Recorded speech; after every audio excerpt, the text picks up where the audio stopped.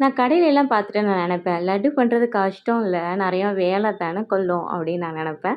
ஆனா அப்படி இல்லங்க. கடலை பருப்பு இருந்தா போதும். நம்ம வீட்லயே நம்மளுக்கு சூப்பரான நம்மளுக்கு பிடிச்ச கலர்ல, நமக்கு பிடிச்சமான சைஸ்ல நம்ம சூப்பரா நம்ம செஞ்சுக்கலாம். இது வந்து பிகினர்ஸ் வந்து ரொம்ப ரொம்ப யூஸ்ஃபுல்லா இருக்கும். கண்டிப்பா இந்த ரெசிபி ட்ரை பண்ணி பாருங்க. வாங்க வீடியோக்குள்ள போலாம்.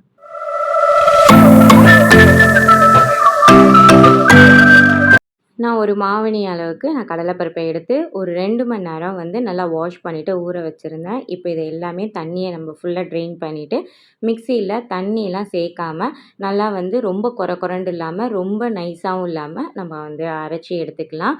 அதை வந்து இப்போது நம்ம எண்ணெய் நல்லா மிதமான சூட்டில் சின்ன சின்னதாக பகோடா வந்து பொரிக்கிற மாதிரி அந்த சைஸில் இல்லை இதை விட சின்னதாக வந்து நம்ம வந்து எண்ணெயில் வந்து போட்டுக்கலாம்.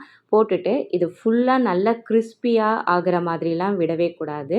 அப்படியே நம்ம போட்ட அடுத்த செகண்டே லைட்டாக அந்த மாவில் எங்கே பார்த்தாலும் எண்ணெய் படுற மாதிரி லைட்டாக அப்படியே திருப்பி விட்டுட்டு அப்படியே உடனேயே வந்து நம்ம எடுத்துடணும். இல்லைன்னு வச்சிங்களேன், நல்லா வந்து பகோடா மாதிரி நல்லா கிறிஸ்பியாக உங்களுக்கு போயிடும். இது கூடவே வந்து உங்களுக்கு நல்லா வந்து பஃபியாக வரணும் அப்படின்னு நீங்கள் எதிர்பார்த்தீங்கன்னா லைட்டாக வந்து பேக்கிங் சோடா ஆட் பண்ணிக்கோங்க. பட் நான் வந்து எந்த சோடாவும் எந்த எதுவுமே நான் ஆட் பண்ணல. ஜஸ்ட் அப்படியே வந்து நான் மாவை வந்து நல்லா கிரைண்ட் பண்ணிவிட்டு அதை அப்படியே பகோடா மாதிரி போட்டு எடுத்துட்டேன். இது இப்படியே ஆறட்டும். இந்த ஸ்டேஜில் நம்ம வந்து பாவு ரெடி பண்ணிடலாம்.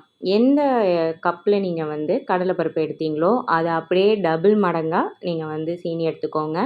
இந்த சீனி உங்களுக்கு பத்தலை, அதாவது உங்களுக்கு இனிப்பு பத்தலை, நீங்கள் நல்ல இனிப்பாக தான் நீங்கள் லட்டு சாப்பிடுவீங்க அப்படின்னு சொன்னால் கொஞ்சம் அதுக்கு தகுந்த மாதிரி எக்ஸ்ட்ராவாக எடுத்துக்கோங்க. நான் வந்து ஒரு 3/4 இனிப்பு பதத்தில் தான் நான் வந்து செஞ்சேன்.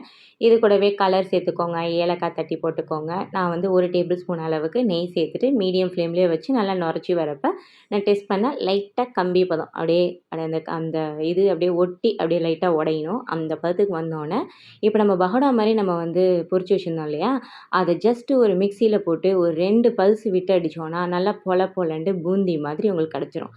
அதை அப்படியே எடுத்து இந்த ஜீராவோட நல்லா சேர்த்து மீடியம் ஃப்ளேம்லேயே கொஞ்சம் அப்படியே நீங்கள் சேர்த்துக்கிட்டே வந்தீங்கன்னா உப்புமா மாதிரி உங்களுக்கு நல்லா ஒன்றோட ஒன்று நல்லா இதாகிடும்.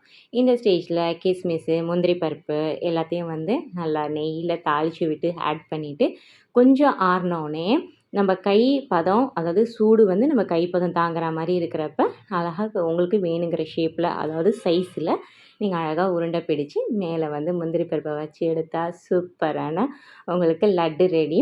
இது வந்து பிகினர்ஸ் வந்து ரொம்ப ஈஸியாக இருக்கும். கண்டிப்பாக ட்ரை பண்ணி பாருங்கள். கடலை மாவு இருந்தால் தான் நம்ம வந்து லட்டு செய்யணுன்ற இல்லை, கடலை பருப்பு இருந்தாவே நம்ம அழகாக லட்டு செய்யலாம். கண்டிப்பாக வீட்டில் எல்லோரும் ட்ரை பண்ணி பாருங்கள். நம்ம சேனலை மறக்காமல் சப்ஸ்கிரைப் பண்ணிவிடுங்க.